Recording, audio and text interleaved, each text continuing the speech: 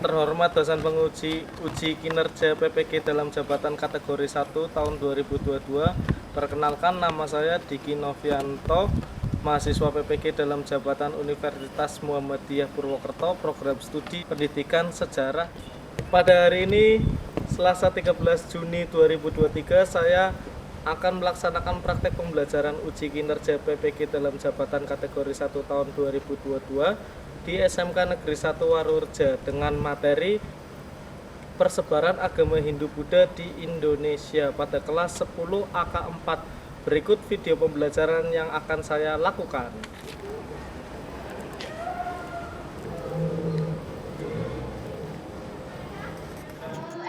Oke. Assalamualaikum warahmatullahi wabarakatuh. Waalaikumsalam warahmatullahi wabarakatuh. Selamat pagi semuanya. Pagi. Luar biasa. Enak semangat. Siap, mantap. Oke, sebelum melakukan pembelajaran hari ini, silakan semuanya berdiri. Ayo, berdiri. Kemudian saling melihat teman sebangkunya. Lihat, dicek perhatian teman satu bangkunya. Ini ada yang pakai olahraga karena tadi ada kegiatan, yang pakai OSIS juga dicek. Teman satu bangkunya, kerudungnya dicek, sabuknya dicek, apakah sudah sesuai semua? Jika sudah, silakan kembali duduk seperti semula. Sebelum kita mulai pembelajaran hari ini, silakan ketua kelas untuk memimpin doa terlebih dahulu.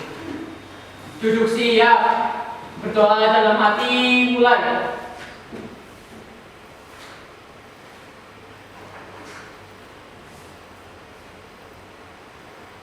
Selesai.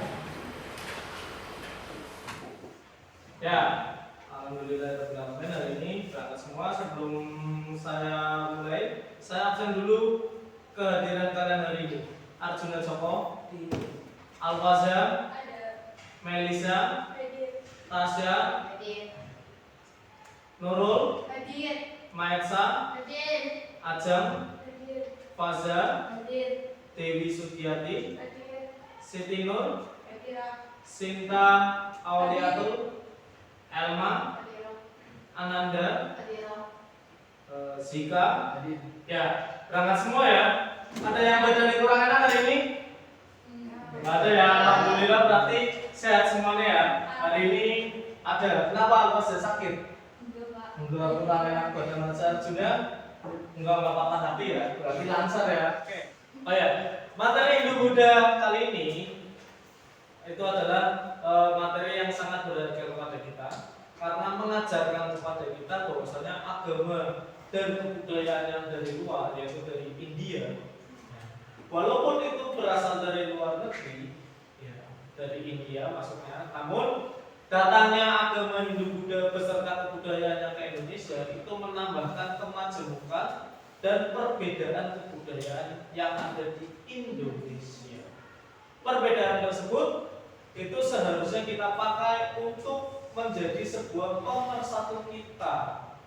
Nah, menunjukkan bahwasanya kita sebagai masyarakat Indonesia menerima semua kebudayaan yang dari luar, namun tentunya harus disesuaikan dengan kebudayaan asli Indonesia. Dan kita sebagai generasi bangsa di masa depan, kita harus tetap menjaga kebudayaan-kebudayaan tersebut, kebudayaan-kebudayaan yang ada di Indonesia, agar nantinya ke depan kita tidak kehilangan identitas diri sebagai bangsa Indonesia. Oke? Tetap jaga kebudayaan Indonesia ya. Ya. Oke. Sebelum kita memulai pembelajaran hari ini, yaitu tentang teori persebaran agama Hindu-Buddha yang akan kita bahas berikutnya, saya akan tanya dulu. Masih ingat nggak tentang materi minggu kemarin? Masih. Apa materinya? Manusia Purba, betul sekali. Minggu kemarin kita pernah membahas yang namanya manusia-manusia purba yang ada di Indonesia, di mana manusia purbanya menghasilkan banyak budaya dan juga kepercayaan. Masih ingat nggak? Coba sebutkan apa saja hasil kebudayaan manusia purba yang kemarin kita bahas. Ya, berdiri. Kapal gondrong, kapal Ya. persegi, dan berhiasan. Betul. Hasil kebudayaan manusia purba yang kemarin ada kapal lonjong, terus apa lagi? Kapal persegi dan perhiasan. Jadi manusia purba di materi kemarin kita sudah bahas bahwasanya menghasilkan beberapa hasil kebudayaan kapak lonjong, kapak persegi dan perhiasan, di mana salah satu kebudayaannya masih kita pakai sampai sekarang, salah satunya copet. Selain kebudayaan, manusia purba juga punya yang namanya sistem kepercayaan. Coba sebutkan sistem kepercayaan manusia purba. Ya, silakan berdiri. Ada dua jenis kepercayaan, yaitu animisme dan dinamisme. Animisme dan dinamisme. Animisme itu adalah percaya kepada roh nenek moyang, dan dinamisme adalah percaya kepada benda-benda yang memiliki kekuatan. Nah, itu materi manusia purba kemarin. Sekarang kita akan bahas kelanjutan dari manusia purba. Kira-kira manusia purbanya ngapain sih setelah animisme, dinamisme? Ya. Mereka melakukan apa? Mereka itu mempelajari apa? Mereka itu hidupnya bagaimana? Nah, di materi selanjutnya adalah kita membahas manusia purba yang awalnya berpindah-pindah, sekarang mereka sudah mulai berkelompok, bahkan membangun kerajaan. Namun manusia purba yang kemarin sekarang sudah berubah menjadi sebuah kerajaan yang agamanya bukan hanya animisme dan dinamisme, tapi ada yang namanya agama Hindu dan Buddha. Nah, sebelum kita masuk ke materi, saya sampaikan dulu. Kita hari ini akan mempelajari sistem kepercayaan Hindu Buddha dengan metode atau media project based learning. Jadi kalian nanti akan saya minta untuk membuat sebuah project atau karya melalui Canva. Jadi nanti kita akan melihat atau memanfaatkan HP kalian tidak cuma untuk nge-game saja, tapi untuk membuat yang namanya pembelajaran Canva. Nah, nanti kalian akan membuat infografis di Canva tersebut tentang materi persebaran agama Hindu Buddha. Nah, kali ini kita akan menggunakan metode PJBL atau Project Based Learning, di mana kalian nanti akan saya arahkan dan saya ajari untuk membuat infografis di media Canva. Ya, di media tersebut nanti kalian akan memasukkan teori-teori apa saja sih atau bagaimana dan dari mana agama Hindu Buddha masuk ke Indonesia, melalui jalur mana saja, ya, siapa yang membawa dan lain-lain. Itu proyek yang akan kita lakukan hari ini. Tentunya sebelum kita membentuk proyek atau membuat kelompoknya, kita lihat dulu gambar yang ada di depan. Gambar yang di tengah. Candi apa enggak? Candi Borobudur. Pernah ke Candi Borobudur? Pernah. Ngapain? Itu. Itu ada yang liburan sama keluarga enggak? Tidak. Benar-benar murni study tour. Iya. Ya. Menurut kalian yang bangun Candi Borobudur itu siapa? Jangan bilang jin, jangan bilang jin. Kulit dari mana? Belanda. Kulit dari Belanda, terlalu jauh ya. Nah, Candi Borobudur adalah salah satu hasil kebudayaan agama Buddha. Agama Buddha sendiri salah satu asalnya dari India yang masuk ke Indonesia. Kalau tadi sudah bilang bahwasanya Candi Borobudur dibangun oleh kuli. Terus ada yang bilang siapa namanya Mbak? Mensa bilang bahwasanya kuli yang membangun dari Belanda. Apakah benar kuli yang membangun Candi Borobudur itu dari Belanda? Benar apa enggak? Enggak, Pak. Terus dari mana? Nah, itu yang akan kita bahas. Sebelum kita membahas tentang Candi Borobudur, siapa yang membangun, kulinya dari mana, sekarang kalian bentuk kelompok terlebih dahulu. Silakan dibentuk kelompok antara 4 sampai 5 anak. 4 anak boleh? 4 sampai 5. 4 anak, udah cukup, udah cukup, udah cukup.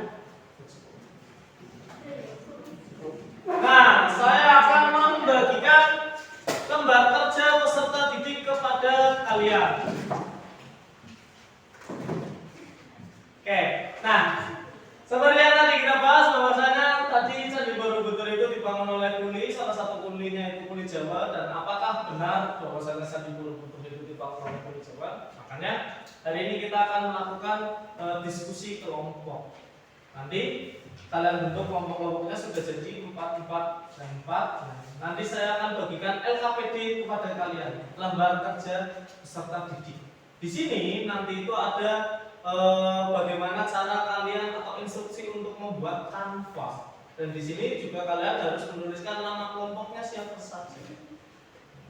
Pada proses pembuatan Canva nanti kalian cari informasi sebanyak-banyaknya baik dari buku maupun dari internet yang kalian jadikan satu di infografis tersebut. Ya.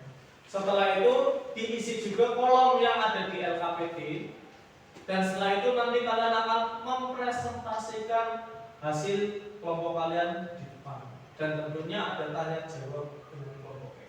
Penilaian saya sendiri bukan hanya tentang karya Canva-nya, tapi bagaimana kalian mempresentasikan di depan dan bagaimana kalian melakukan tanya jawabnya. Semakin banyak kalian bertanya dan semakin bisa kalian menjawab, maka nilainya akan semakin tinggi. Dan juga dari intonasi suara ketika kalian presentasi. Dari sini ada yang mau ditanyakan? Jelas? Saya bagikan LKPD-nya kepada masing-masing kelompok.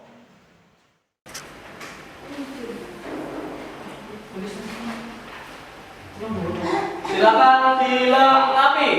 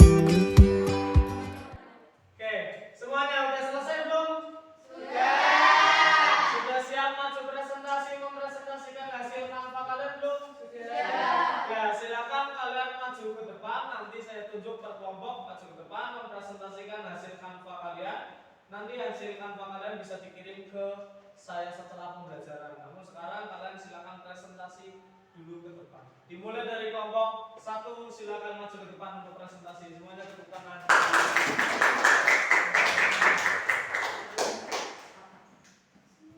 Ya. Assalamualaikum warahmatullahi wabarakatuh. Waalaikumsalam warahmatullahi wabarakatuh. Kami dari kelompok 1 akan mempresentasikan mengenai teori-teori Hindu Buddha yang masuk ke Nusantara. Sebelumnya perkenalkan anggota kelompok saya Alfa Zalfia. Saya Selviana Melisa Putri. Saya Tasya Mufisa Putri. Saya Siva Wardana, saya tim cowok. Teorinya akan dijelaskan oleh yang pertama Melisa. Saya akan menjelaskan tentang teori masuknya Hindu Buddha ke Nusantara. Yang pertama ada teori Brahmana. Teori Brahmana mengatakan bahwa masuknya agama dan kebudayaan Hindu Buddha ke Nusantara dibawa oleh golongan Brahmana yang diundang oleh penguasa di Nusantara. Teori ini dikemukakan oleh C.C. Van Leur. Teori ini mengatakan penyebaran agama Hindu ke Indonesia dibawa oleh golongan Brahmana. Hal ini didukung oleh beberapa prasasti yang ditemukan di Indonesia menggunakan bahasa Sanskerta. Bahasa dalam kitab suci Weda dan upacara keagamaan merupakan bahasa yang dikuasai oleh golongan Brahmana. Golongan kasta Brahmana juga memahami ajaran Hindu secara utuh. Di sisi lain, teori Brahmana tidak menepis kontak penguasa di Nusantara dan di India terjadi berkat hubungan dagang. Kelebihan teori ini, banyak prasasti Hindu Buddha yang menggunakan bahasa Sanskerta dan huruf Pallawa. Bahasa tersebut hanya dikuasai oleh kaum Brahmana.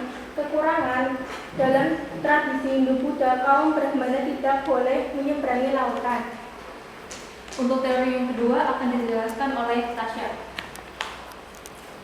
Yang kedua adalah teori Ksatria. Teori Ksatria menyatakan bahwa masuknya agama dan kebudayaan Hindu Buddha ke Indonesia dibawa orang-orang India dari kasta Ksatria. Teori yang dikemukakan Profesor Dr. D.L. Pons ini berargumen bahwa sekitar abad 4 sampai 6 Masehi. Selanjutnya akan dibacakan oleh Arjuna. Yang keempat ada teori arus balik. Teori arus balik dikemukakan oleh peneliti F.K. Pos. Teori ini menyatakan bahwa golongan Brahmana semula menyebar ke penjuru dunia melalui jalur yang digunakan pedagang. Di beberapa tempat, golongan Brahmana berupaya menjalin hubungan dengan warga lokal dan memperkenalkan ajaran agamanya. Pada perkembangan selanjutnya, orang-orang dari Nusantara sendiri yang datang ke India untuk mempelajari Hindu Buddha. Orang-orang Nusantara ini selalu kembali ke tanah air ini untuk menyebarkan ajaran agama dan kebudayaan Hindu Buddha. Dari 4 teori tersebut, mungkin ada yang kurang jelas bisa ditanyakan. Ya, silakan siapa yang mau tanya. Sebelumnya perkenalkan, nama saya Fazana Lydia dari kelompok 2. Pertanyaannya, apa hal yang mendukung bahwa para Brahmana yang menyebarkan agama Hindu ke Indonesia? Ya, terima kasih. Mungkin ada lagi tambahan? Tidak ada. Tidak.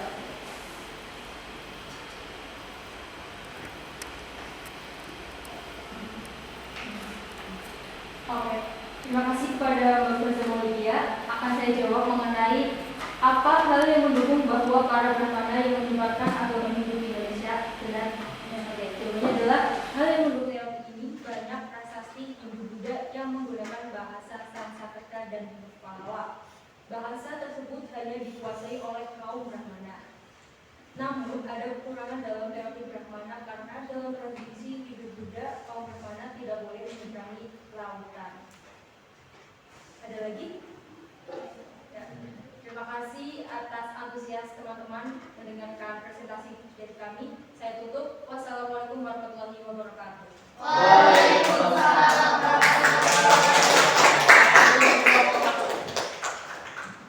Ya, sangat bagus sekali apa yang dipresentasikan oleh kelompok 1 tadi yang menjabarkan beberapa teori masuknya agama Hindu Buddha ke Indonesia, bahkan menyebutkan juga dari mana sumber-sumbernya.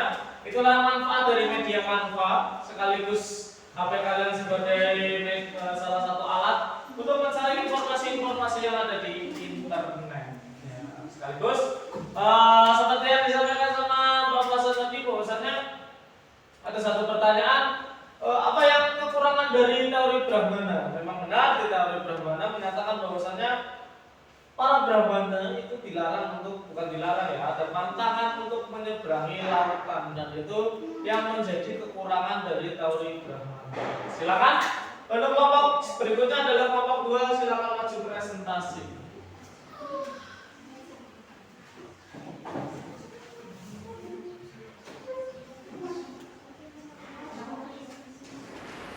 Kami awali. Assalamualaikum warahmatullahi wabarakatuh. Waalaikumsalam warahmatullahi wabarakatuh. Kami dari kelompok 2 akan mempresentasikan hasil diskusi kami tentang teori masuknya Hindu-Buddha ke Nusantara. Tapi sebelumnya perkenalkan dulu, nama saya Metsa Biarinasi, Nurul Khalifah. Nama saya Faza Maulidia, Ajeng Nauran Fitaneo. Masuk ke teori ke-1, yaitu teori Brahmana. Teori Brahmana mengatakan bahwa masuknya agama dan kebudayaan Hindu-Buddha ke Nusantara dibawa oleh golongan Brahmana yang diundang oleh penguasa di Nusantara. Teori ini dikemukakan oleh J.J. Van Leeuwen. Teori ini mengatakan penyebaran agama Hindu ke Indonesia dibawa oleh golongan Brahmana. Hal ini didukung oleh beberapa prasasti yang ditemukan di Indonesia menggunakan bahasa Sanskerta. Bahasa dalam kitab suci Weda dan upacara keagamaan merupakan bahasa yang dikuasai oleh golongan Brahmana. Golongan kasta Brahmana juga memahami ajaran Hindu secara utuh. Di sisi lain, teori Brahmana tidak menepis kontak penguasa di Nusantara dan di India terjadi berkat hubungan dagang. Kelebihan teori Brahmana yaitu teori ini banyak prasasti Hindu-Buddha yang menggunakan bahasa Sanskerta dan huruf Pallava. Bahasa tersebut hanya dikuasai oleh kaum Brahmana. Dan kekurangan dari teori Brahmana yaitu dalam tradisi Hindu-Buddha, kaum Brahmana tidak boleh menyeberangi lautan. Yang kedua akan dibawakan oleh Nurul. Yang kedua ada teori kesatria. Teori kesatria menyatakan kebudayaan Hindu-Buddha Indonesia dibawa oleh orang-orang India dari kesatria Hindu. Kasta kesatria. Teori yang dikemukakan Prof. Dr. J.L. Morse ini berargumen bahwa sekitar abad 4 sampai 6 Masehi kerap terjadi peperangan sehingga kasta kesatria yang terdiri dari kaum bangsawan dan prajurit mengalami kekalahan. Kekalahan sebagian kasta kesatria dalam peperangan menurut teori kesatria mendorong orang kesatria melarikan diri dan mencari daerah baru hingga ke Nusantara. Kelebihan dari ini, kaum kesatria menunjukkan rasa semangat dalam berpetualang ke seluruh dunia. Kekurangannya, para kesatria tidak memahami bahasa Sanskerta dan huruf Pallava. Dilanjutkan oleh Messi. Golongan Waisya ke Indonesia, kata Prom juga memperkenalkan agama dan kebudayaan Hindu-Buddha pada rakyat Indonesia di samping berdagang. Golongan ini diyakini menetap sementara waktu dan tidak jarang juga menetap permanen di Nusantara, lalu menikah dengan penduduk setempat. Kelebihannya, banyak sumber daya alam di Indonesia dan para pedagang yang berasal dari India dan menyebarkan agama Hindu-Buddha ketika berdagang. Kekurangannya, para Waisya tidak memahami bahasa Sanskerta dan huruf Pallava. Dari presentasi yang kami sampaikan, mungkin ada yang masih kurang jelas, bisa ditanyakan. Perkenalkan, nama saya Dewi Suciati dari kelompok 3. Pertanyaannya yaitu siapa yang dimaksud dengan kelompok kesatria dan mengapa mereka sampai jauh-jauh ke Indonesia?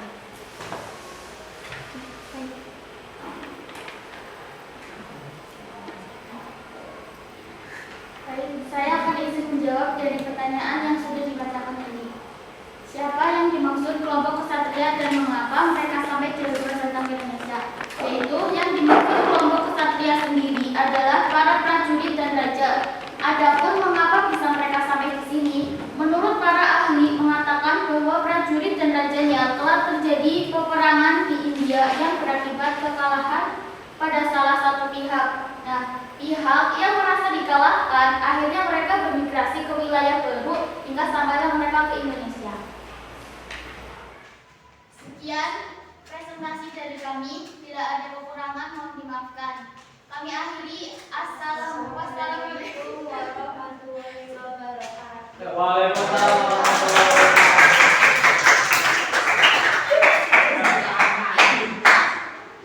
Ya betul sekali. Bagus sekali tadi yang disampaikan oleh kelompok 2 bahwasanya ada beberapa teori, ada 4 teori dan ada pertanyaan dari kelompok 3. Siapa sih yang dimaksud dengan kelompok kesatria? Dan kelompok 2 tadi melakukan jawaban dengan benar bahwasanya kelompok kesatria yang dimaksud adalah para prajurit yang datang ke Indonesia baik dia untuk menjajah maupun dia lari dari peperangan dan menyebarkan agama Hindu dan Buddha di Indonesia. Nah, itu tadi presentasi dari beberapa kelompok di kelas 10 angka 4 ya. Dan alhamdulillah presentasi hari ini sudah selesai. Namun sebelum kita selesai mengakhiri pembelajaran hari ini, saya sudah share ke dalam grup kelas kalian, grup kelas kita, grup kelas sejarah. Ada beberapa kuesioner atau pertanyaan-pertanyaan yang bisa kalian jawab. Itu sebagai salah satu penilaian saya kepada kalian. Silakan dibuka HP-nya masing-masing, kemudian jawab beberapa pertanyaan yang sudah saya ajukan. Silakan dikerjakan.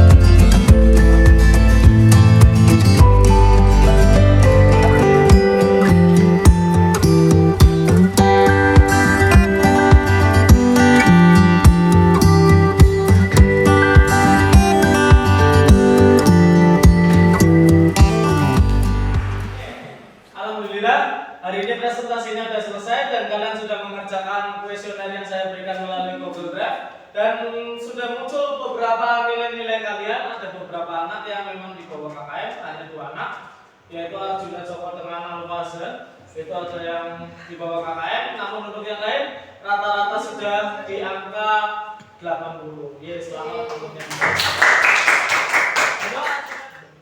Nah, presentasi hari ini yang sangat luar biasa sekali. Semoga kedepannya kalian juga tetap semangat. Harus tetap presentasi seperti tadi, jangan pernah putus asa. Ya, karena mental kalian itu adalah mental pemuda masa depan Indonesia yang menjaga keberagaman Indonesia dan kebudayaan Indonesia. Dan dari teori-teori yang tadi dipresentasikan oleh kelompok kalian, adakah dari kalian yang pengen memberikan kesimpulan di kelas ini? Apa sih yang tadi habis kita pelajari? Silakan, siapa yang mau ngomong? Saya, Pak. Ya, silakan berdiri. Dengan masuknya agama Hindu Buddha ke Indonesia, maka terjadilah akulturasi budaya di Indonesia yang semakin membuat kebudayaan kita menjadi semakin beragam. Ya, betul sekali bahwasanya masuknya agama Hindu Buddha ke Indonesia seperti yang tadi saya bilang menjadikan akulturasi baru, masuknya budaya baru dan menghasilkan kebudayaan baru yang kebudayaan tersebut menjadikan kita sebagai warga negara Indonesia mempunyai keberagaman kebudayaan. Ada banyak Untuk bahasa Jawa aja ada banyak, ada bahasa Romalus, Romanggil, sampai yang orang Tegal itu ngapak ya.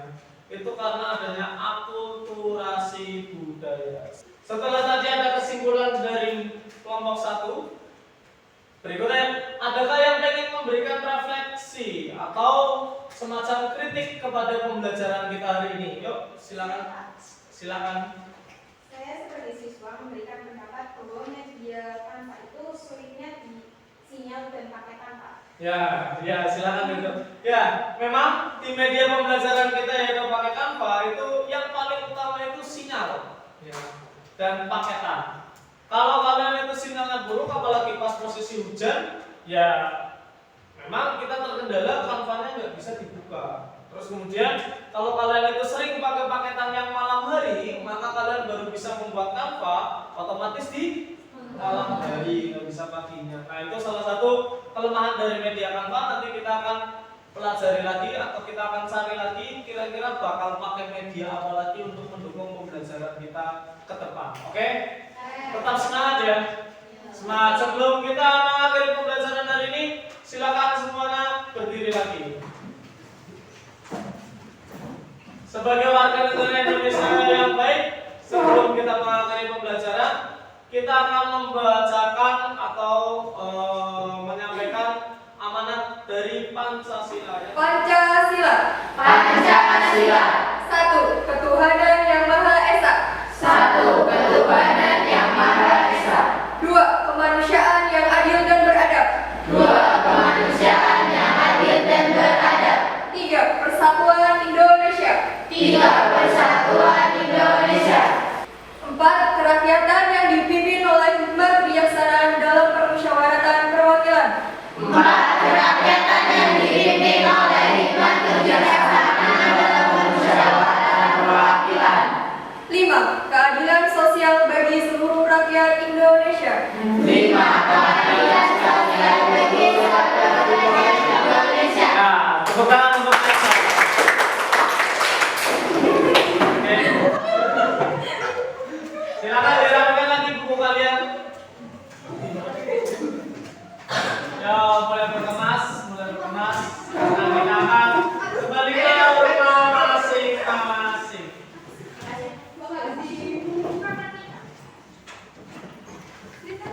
Sebelum kita pulang, silakan ketua kelas berdoa terlebih dahulu. Duduk siap. Berdoa dalam hati mulai.